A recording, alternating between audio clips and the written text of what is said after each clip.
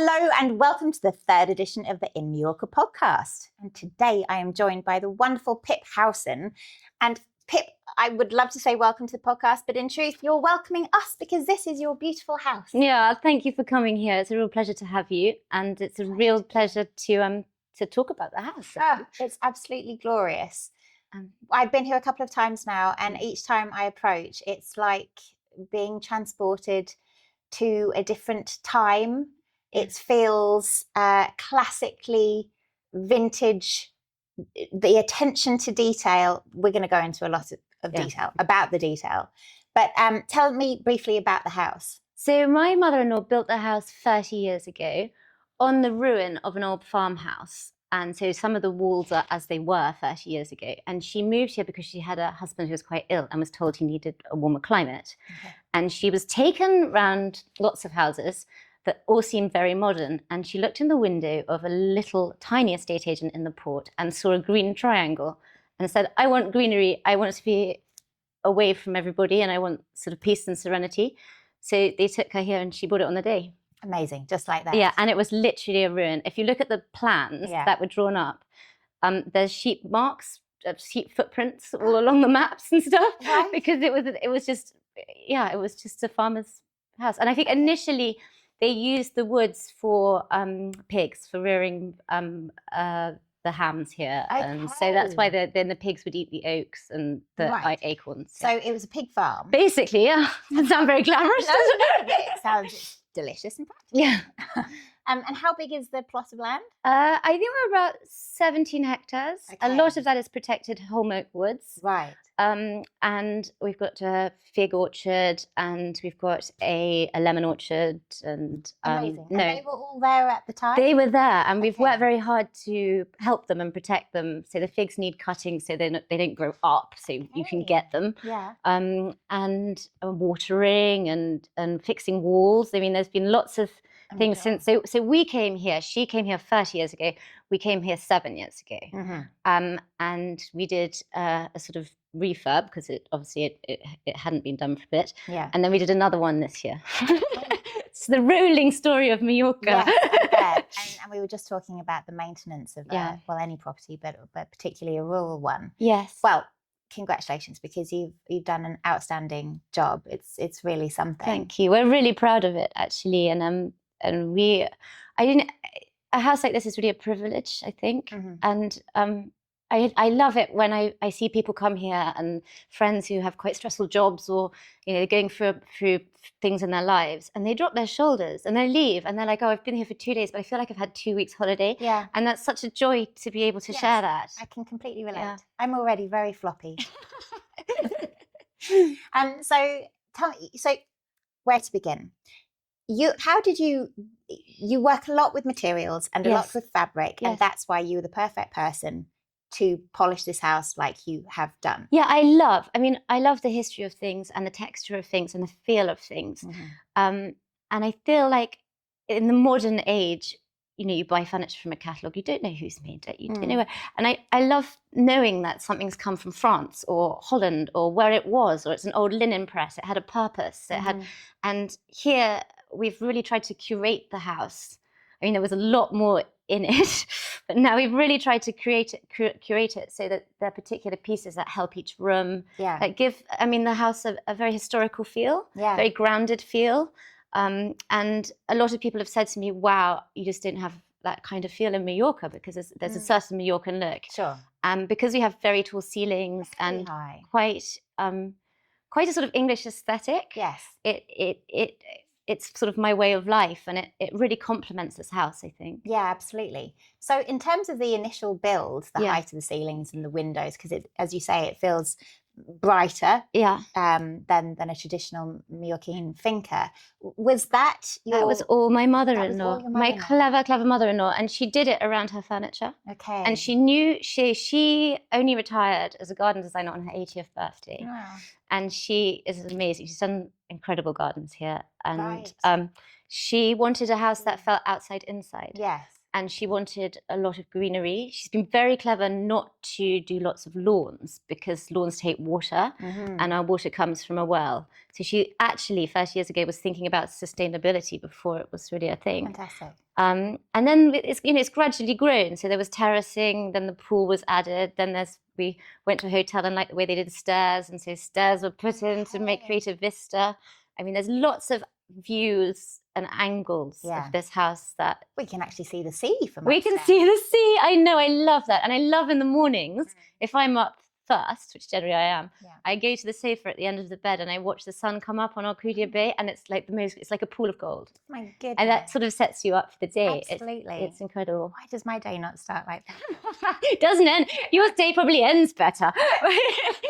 Sure. There's a lot of chaotic builders singing and builders are the thing. The building thing in Mallorca is really interesting. We're lucky. We've worked with some amazing ones. Yes. And there is a history. I know my mother-in-law, there's a history when you finish a project of taking all the team out for supper. Oh, really? And so she did that with her team here. How fantastic. And she also said, she said, I want the house done in 9 months because I can make a baby in 9 months. So you can build me a house in 9 months. This German pragmatic logic. Yes, but they did it. In 9 months, they did it. Wow. So yeah, incredible. Well, and she was learning Spanish during that process. Right. So she speaks incredible builder Spanish. She can talk about gutters and columns. But and then when we came 6 years ago, we had 2 young children, and it wasn't really. It was the house that a older lady had lived in by herself for many years, because sadly her husband died quite early on into being here, and so we changed it to be a bit more of a family house and opened rooms up and added more bathrooms. And, well, the layout's wonderful. Yeah, the layout's great. Just have a look at the kids' wing, and as you say, it's everything's been very thoughtfully renovated. Can you tell me the stories of a few of the pieces that you've curated? So I mean, some things have been inherited from my mother-in-law. So there's a huge Dutch cupboard like Narnia upstairs. Right. That's very beautiful, but it works because the hall is so huge, and it needs a big piece like that. Yeah. My husband brought some beautiful chairs in auctions, so he was quite big into buying furniture from auctions. Right. I inherited some really lovely stuff from an Irish grandmother that I've had restored. I think when you think of Mallorca, you think generally of white houses and pine. And what I've discovered here is that there's so much craftsmanship on the island. Right. Mallorcans don't really throw things away. Okay. And so a lot of the furniture I had restored in the village. Right. In Pollença, beautifully done. Put it in the back of the van, take it down and go and collect it a few months later. Right. And it's incredible, the craftsmanship that is literally in this area. And do you think that's still happening now? It is. And if we all continue to restore things and not buy new things, it'll just grow. Yes. And the upholstery, there's an incredible upholsterer in Pollença as well. Okay. And he's helped me with a lot of stuff. You have a team. Really, I know, I was joking. I was like, if we had a team photograph, it would take up like the whole area around the pool.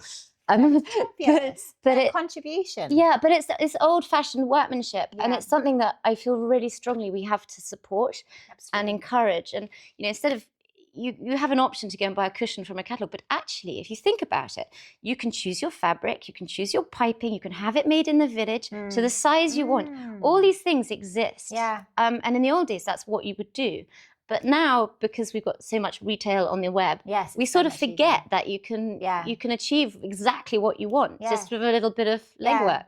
And presumably these things that are handmade last longer? Oh, definitely, and can be fixed. Right. So shall I tell you about the sofa? Do please. So this was, my husband brought this when he was in London, and he wanted a big enough sofa that when he was a bachelor days, brown leather, of course, because bachelors always have brown leather sofas, and he had it in his flat, and he wanted it big enough that he could sleep on, so it's enormous. Right. Anyway, it then turned into a playroom. I could probably nod off. You could usually nod. It turned into a playroom sofa for the boys, and obviously it got totally trashed. And the gentleman in Pollença who came and fixed the legs, fixed the under. There's wood bracing under it, and he's totally restored it. Right. And actually, the fraction of the cost of a new sofa that's probably made in China. I'm sure. And with so much love. Like, and he said, "What colour legs do you want? Do you want this? Do you want?" I just said, I was blown away by the ability of being able to customize on this island. I hadn't understood it till I'd tried. Right, well, that's a really good, valuable lesson for us all to learn. And it's a great story, and it hasn't ended up on a tip. No, it's so easy. It could have just been, and it was handmade in London initially. So why would you put something that somebody had put so much effort into? Yeah. I think, and all of the furniture here has actually come from places like George Smith, which handmake in England, or German antiques or Dutch antiques. But the upholstered furniture has come from places that have been very conscientious, do make in a sustainable way. Yeah. Fantastic. And then they last. Yes, absolutely. And your beautiful house is hosts various events. Yes, it does. Yes, we have had many parties here. We had a brilliant party just after COVID. Yeah. And all the children, all the parents at the school came, and we had the band. There's the Two Brothers Band.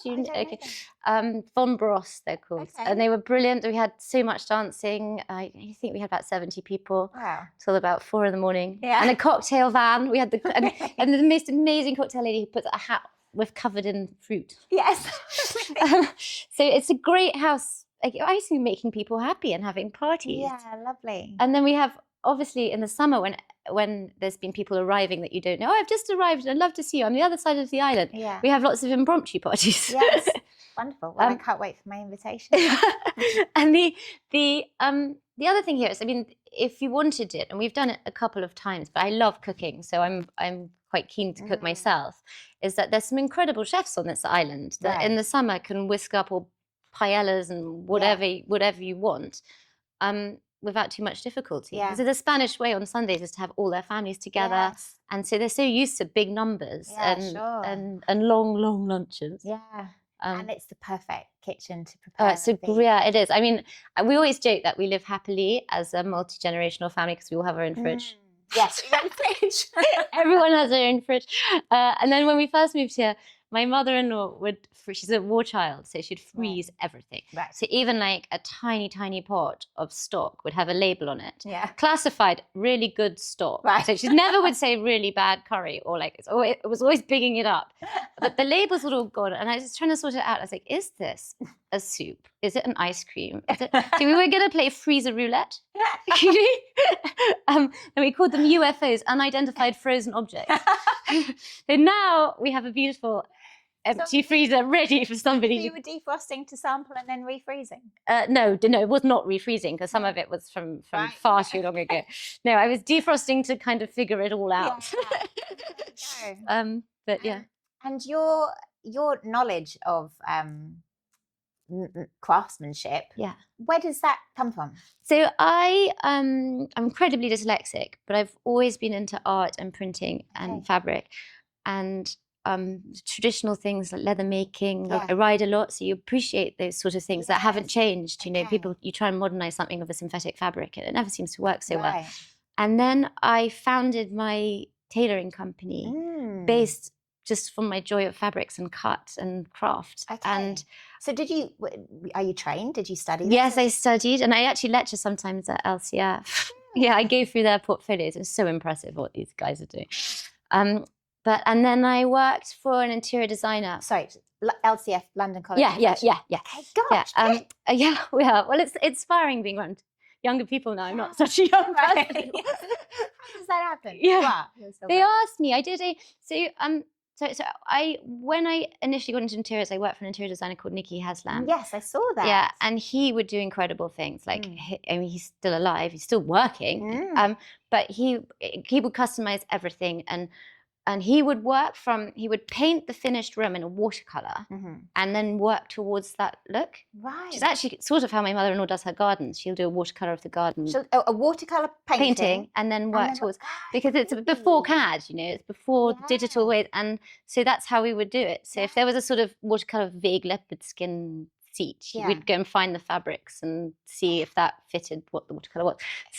So I learned a lot about all the crafting of doing beautiful houses and restoring beautiful houses from working there. Right. And then I really wanted to do my own thing, and my husband was very encouraging, and I applied and got on a business course. Okay. And I loved that. Yeah. Super loved that. It was really nice to be around other people starting things and sharing all the struggles.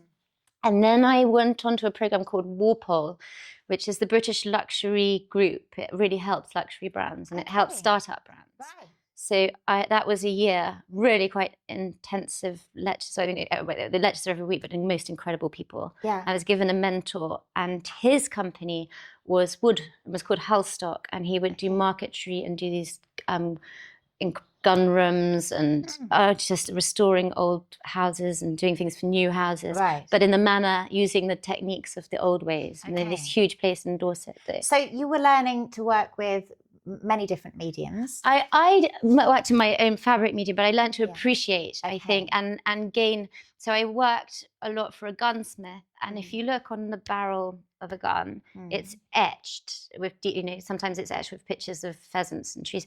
Sometimes it's etched with a family crest. Sometimes it's etched with something else. And these have been around families for years. And I took some of those details and used it for embroidery on my own work and things. I think that if you look into the past, you can find some incredible inspirations for the future. Yes, I completely understand. So I'm particularly in love with your chinoiserie, your silk linings. Yes. And they're your own designs. They're some of them are my own designs. Some I work with a muralist called Freddie Wimsett, who's really talented. Yeah. And then we had some made by a factory in Scotland that makes for Chanel and everybody. They're incredible. And we got to choose the level of silk and the level of cashmere in each scarf. Wow. So we've ended up with exactly what we wanted. Like it's light enough. It's not a big pashmina. And we had some of those woven. Okay. So we'll go back to your wonderful website. So you did all this. You were learning from these incredible geniuses in their own fields. Yes. And you took inspiration from them all. And then you got the funding to start your own business. Yes, I did. I got funding through EIS, and that was a scheme at the time done by David Cameron to get young businesses in operation. Right. And it involved pitching, and I was terrible at pitching. Okay. Oh my gosh! I remember going to a pitching event, and I stood in front of my own projector. Yeah. So I had all the numbers and the pictures on my face. Oh God. I really didn't realize till somebody dragged me. That was interesting. But yeah, like a lineup. Yeah, exactly. But I think what I do is really, and I think the reason people invested is that it's tactile, it's touchable. So when you can touch a fabric and know it's woven in Harris, and it's Ken Mackenzie, and all the details about it, it's a much more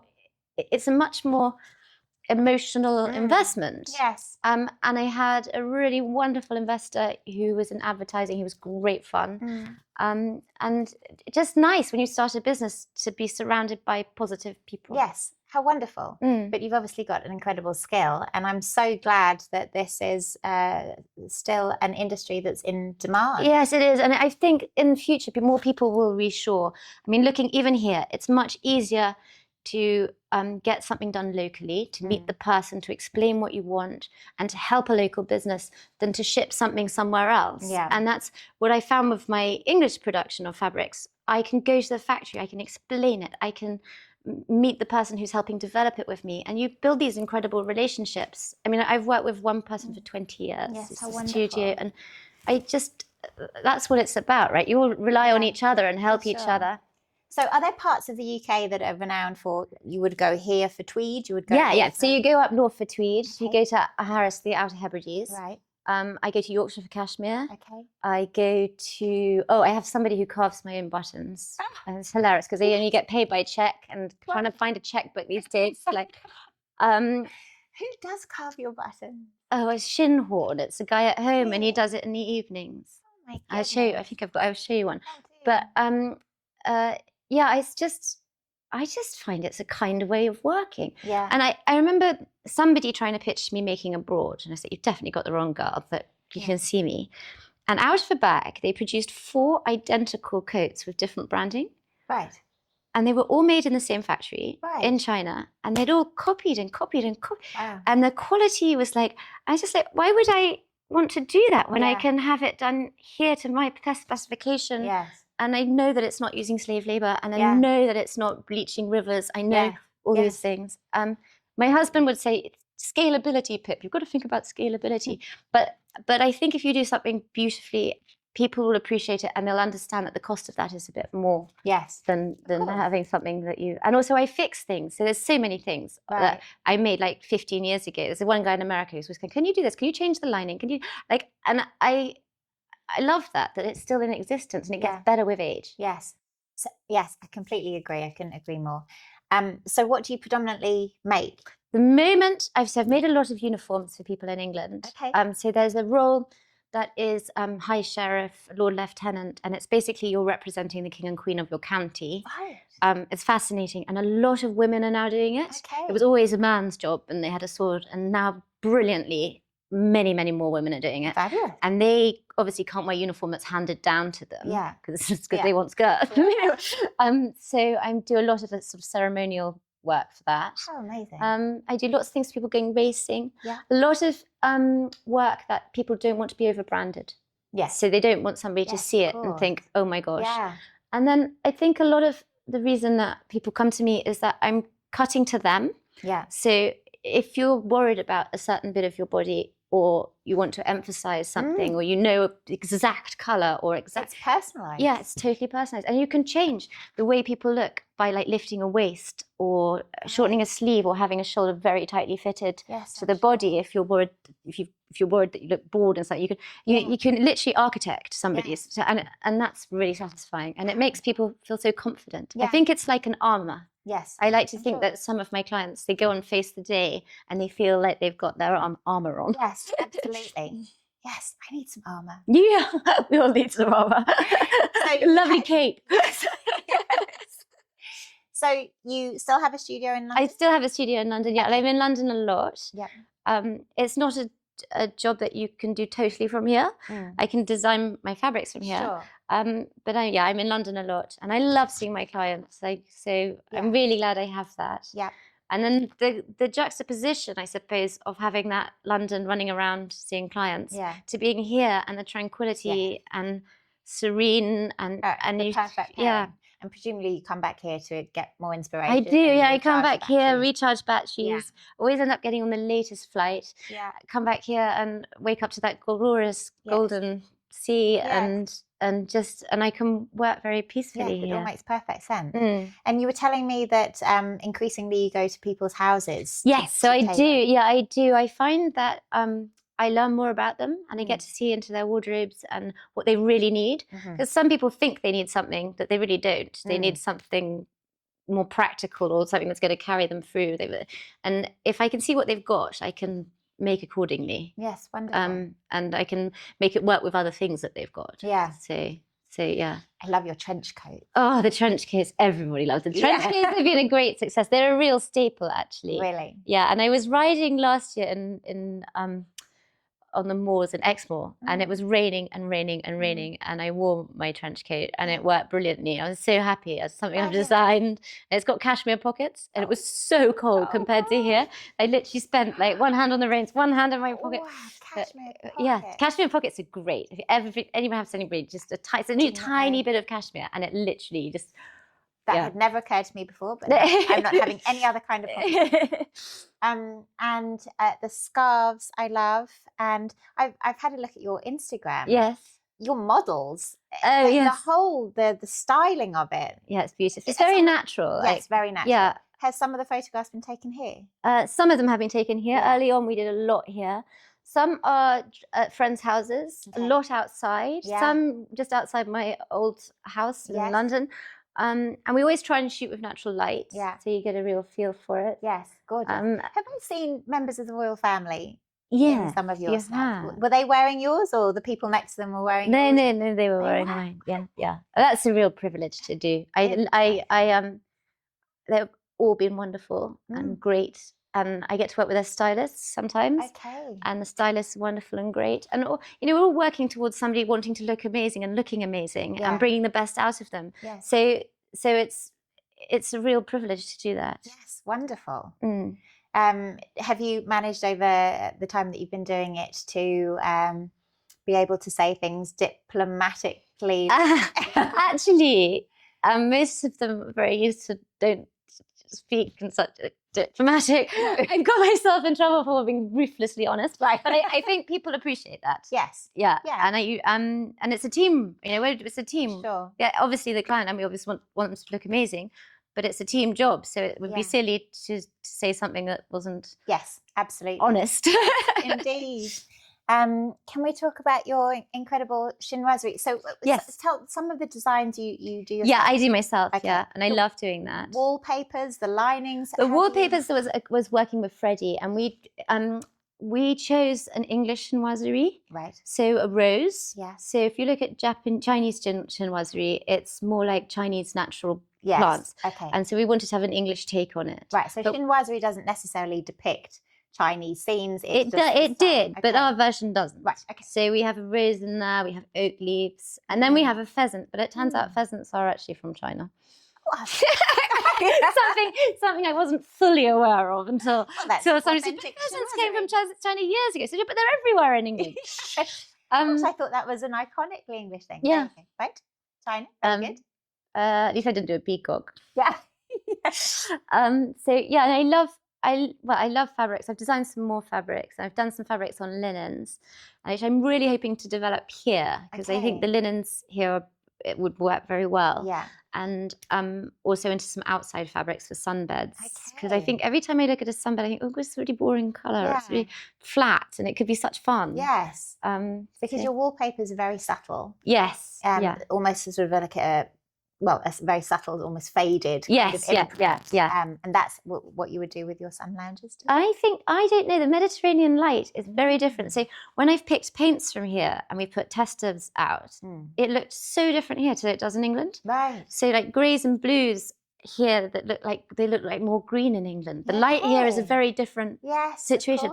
So I think I might go a bit brighter. I think it could take it. Right. I think it might be quite fun. Yes. And if you look, in England in spring, it's like yellow buttercups. It's all a bit more gentle. And then here you've got, bougainvillea. You've got all these bright colours, citrus colours, and strong olive colours, and I think we could have some fun with that. Yes, absolutely. And would that be just to furnish the furniture in your own home, or is that something that you might... No, I think what I would do is I would do more here and then make it to order. So you could choose your particular yellow or pink or and then I would do that for you. So I'm not having huge rolls of stock made. Yeah. Because that's one thing I think a lot of big manufacturers have issues with is that they're having to order vast amount of stock. Yes. And because I'm making onshore, I can get something made in a couple of weeks. Whereas if you're making something in China, you're talking months. Sure. So there's a huge benefit in being able to do things close to home. Yes. Okay.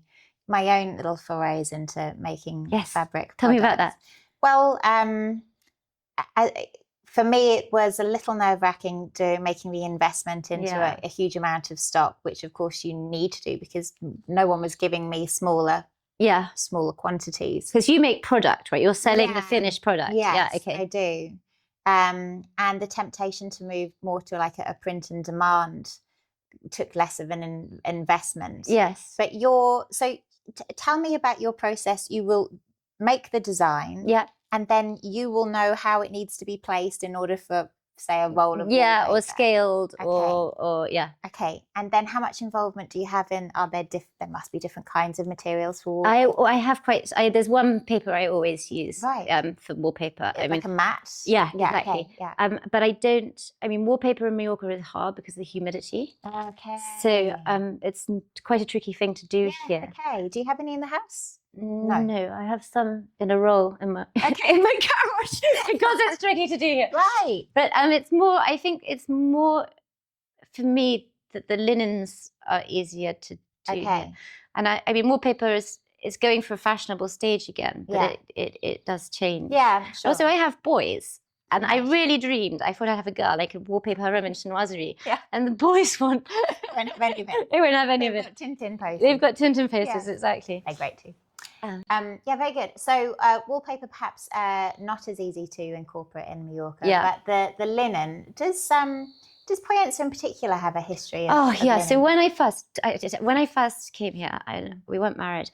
I went to Textile Vincent's. Oh yes, but Pollença. Yes. And I He's went. my neighbour. He's gorgeous. He's lovely. He's so lovely. And I made a whole tour about how he did his fabrics, and I brought some fabric to make into coats actually. Yeah. But the way his fabric works is predominantly for outside fabrics, it's quite stiff. Yes. So the coats wasn't my initial great success. They could stand up on their own. Right. But they were very beautiful. And he has one down there. I took him some to put in the window. So But no, that skill is incredible in Yeah. there. I think that his is stiff because he's got a huge amount of linen in there. Okay. And you couldn't change that mill to include silk, Right. which would be something Right. I could work with Okay. more with. But I think you could do some beautiful handbags from that fabric. Yes. He does shoes now, which are really Does he gorgeous. really? So might there be a collaboration? It'd be so nice, wouldn't it? It'd be so nice. Yes. I love going into that place. Yeah, I do too. I'll put another word in. Yeah. But that's a great skill, you know, on the island, still here and still hand weaving upstairs. I don't know if you've been into the weaving bit. I haven't. You go. Okay. It's amazing. It's open to the public. You can have a look. You just go and flirt with baton. Yes, okay. How much do you think there are tech colleges here that are still teaching craft? I think it's really handed down because that's a family business, isn't it? Yes, That's it handed is. down. And I looked, my husband really wanted to do a woodworking course here and that didn't really exist. Right. It's you know, father to son stuff. Yeah. Okay. There's a boat learning to do boat making in Yeah. Alcudia. Yes. But it's very much, again, father to son stuff. Yeah. It's not. Okay. And you said that your husband has been helping sanding down shutters. Oh my gosh, my husband, the sander. The boys are so funny. Sanding again. They sing that Elton John song, I'm Still Sanding. So he has been sanding. He's hand sanded all the shutters here, and cleaned all the brackets, and they look like a boat. It looks like a boat. They're teak, and so it's one thing that, you know, my mother-in-law did really properly. She had teak shutters done. Okay, and that's the wood, is it? That's the wood, Okay. and that's a really, you can't now get that wood. And we initially wanted to paint them, but teak reacts really badly to paint because it's got oil in it, which is why people would do natural teak shutters, because they can survive. Yes. But these have been 30 years without much love. Right. Now they're very loved. Yes.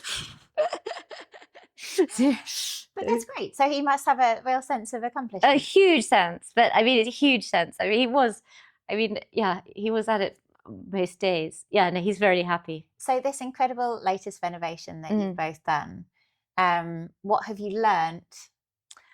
Any tips? What have I learned? Use a lot of paint. Has there been anything that went horribly wrong that you thought that we should have done that differently? What I think I found tricky is that because this house is almost sustainable on its own, we have solar, we are wired to the grid, and we have a well that produces water, and the well has 12 pumps, and every year you need a new pump. One of those 12 pumps needs another pump. So I found the plumbing situation here a challenge. Yes. And I think I have 2 different plumbers on speed dial. If one can't come, the other has to come. So I found that interesting. Yeah. We're really well supported because there's still the people alive from when my mother-in-law built this house. Okay. We can still call up. Yeah. You know, we will have a good relationship. Have they been passing it on to their children to learn? Have you seen Yeah, well, that actually, family trade? No, I did offer actually to learn to be an electrician because I thought he's here every day. Yeah. So either my mother's going to marry him. Yes, absolutely. I want my kids to be tradies. Yeah. I think it would come in very helpful. Yeah, but no, he retired. He really wanted to retire. Okay. No, I've seen really sweet things like the children's piano teacher, Danny, has been here, and an electrician's been here. It's like, oh, Danny used to teach me piano. Ah. You know, and the village, and then we had an electrician actually who came here and said, oh, I'm your neighbour. I keep meaning to say hello. And he's just started, so he didn't realise that you know, nothing had changed here for 30 years. Yes. So yes, I think there's an intimacy in living in a village and using the same people and Certainly. yeah, it's so nice. It's so nice. And everybody will help. Yeah. That's what I've really had huge faith in. Yeah. If I phone and say, please help, there's flooding or there's this, somebody is here. And That's wonderful. yeah, That's and that's very just reassuring. so kind. I Yeah. think there's a big kindness on this island. Yeah. And they could say, look, you've come here as a foreigner and, you know, we've got this. Yeah. But because I think they've been so involved seeing this house develop, and they're all sort of There's an invested in it. attachment. Yeah, and an Definitely. attachment into it. Yes, So. I completely understand. What do you do with all of these wonderful figs and lemons? I have just transported 5 jars of pickled lemons to the other house. So yeah, they lot get pickled and hang around for a bit. Right. And then my husband got really into Moroccan cooking, so that was one way of getting. Yeah. You can use a lot of lemon and tangines. Yeah. Fig chutneys, quite good. Yeah. Marmalades, quite good. Very good. Yeah, you can work your way through it. Yeah. Figs and salads are great in the summer. Good to know. But by the end of the summer, I don't think you ever want to see a fig again until the next summer. If there was some kind of exchange system, I will fix this for you in exchange for a crate of figs. Oh, saying that, it's really interesting. In October and November here, we have mushrooms. We have the very expensive natural Mallorcan mushrooms. Right. And people will climb over our fence with torches to get the mushrooms. Okay. But I'm cool with it because, it belongs to the land. Yeah. And that is the attitude to see it belongs to the land, it doesn't belong to the person. Yep. So, but it's Like quite funny. I've met quite a few friends, and last summer a very sweet guy came and he said, "Look, I was going to climb the fence again, but my grandmother told me I should just come and speak to you." Oh. And he came and he was here and he taught us all about the mushrooms. Great. And every time he picked a mushroom, he would thank the ground. That's what you do. Like, it's so holistic. Wow. And he helped teach us all about which ones not to eat, because you can easily make a mistake. Yes, it's a bit frightening. Yeah, it's terribly frightening. Yeah. And he's a florist, and he came in the end, he came and helped us find our Christmas tree. So it's friendships come from the oddest places, and yeah. Absolutely. Yeah. And you were saying about your wonderful oak trees. Oh, the oak. So we really try and help our oak trees, and there's a beetle here that eats through the oak trees. I'm glad you're not interviewing my husband, because he could tell you for an hour about this beetle. But it's protected everywhere else but Mallorca. Right. The beetle. Yeah. It's like this. Wow. It's vast. It's kind of beautiful. A banya ika, they call it here. Right, good to know. And it burrows into the oaks, and it takes 4 years from pupil or to fully grow. Yeah. And then it comes out, but it really damages the inside of the oak. Right. So when you cut oaks here, you can only really do it in February and March when it's cold and they don't leak sap, so that you're not damaging them. And then we also have banya ika traps, which are wine in glass bottles hung on the trees, so they go for the sweet wine and then they don't come out again. There you go. We used to have a book, and my mother-in-law, who's a bit more brutal, had a sort of gardening cutter thing, and she would go around because you could knock them out. They're really bad flyers. Yeah, and we sent one to school with a whole thing with my son, so they could be educated. And his teacher said, no, we don't keep beetles in plastic here, and she let it out. So I'm wondering if there's a whole bunch of in Crestach that have now colonized Crestach. But they're not island wide. They're just in this. They're in Oakwoods island wide, yeah. Okay. But this island has such a problem with it. They're not protected here. I think they're protected in Ibiza. I've never heard of them. Yeah, they're really incredible. They're kind of like Alexander McQueen headpieces. They've got these huge antennae. Okay, but you're not inspired to put them on a silk lining design. No. No. But the season is about to start. Actually, we write down every year how many we've got. So. Have you done this before? Done a design, a wallpaper, or perhaps not wallpaper, but a lining design with Mallorquin? I've been playing at it. Yeah, I sort of started to do some lemon designs and some oak designs, Beautiful. and yeah, and also the traditional ICAT design. I just adore that. That's what Bartolome is doing. Yeah. But I'd love to do that in some sort of slightly stronger colorways with stripes. So I've been playing with all of that. Yeah. But for the coats, you have to have exactly the right scale pattern, because it's a bit smaller. Right. So yeah. Gosh, it's so involved. You're very clever. Oh, it's so fun. But it's fun to be involved, and it's fun to create something, piece bit by bit. Okay, so the lining will be like this because it needs to give this a pop, or the collar could be like this because it needs to lift the face. I mean, it's a process, but it's so rewarding. Yes. Yeah, it's so rewarding. Yes, that's wonderful. So how can people get hold of you? They can get hold of me on my website, on my Instagram. Piphoweson.com. Yes, yeah. And then for this house, if they were interested in having a party here or staying here, that now has its own Instagram and website. Goodness. So it's Finca Caro, named after my mother-in-law. C-A-R-O. C-A-R-O, Finca Caro. Yeah. And I think if somebody wanted to get married here, it would be my dream, because I always wanted to get married here. And we had friends with such small children. We thought, oh my gosh, they're going to have to put them all on aeroplanes. Yeah. We got married at my best friend's house. And actually, I look around here and gosh, this place would just be so romantic for a wedding. Well, wouldn't that be lovely? It would be the perfect place for a wedding. And I would love to share just like the joy of this place, so people can have, it builds memories. And Absolutely. And I think big houses need big lots of people. It's so sad to see big houses not being fully utilized. Yes. Especially on this island where people disappear and then they leave. I think it's houses need life and memories and fun. Yes. And that feeds into all the energy. Yeah, there's a definite energy of that here. Yeah, there's a lot of fun had here.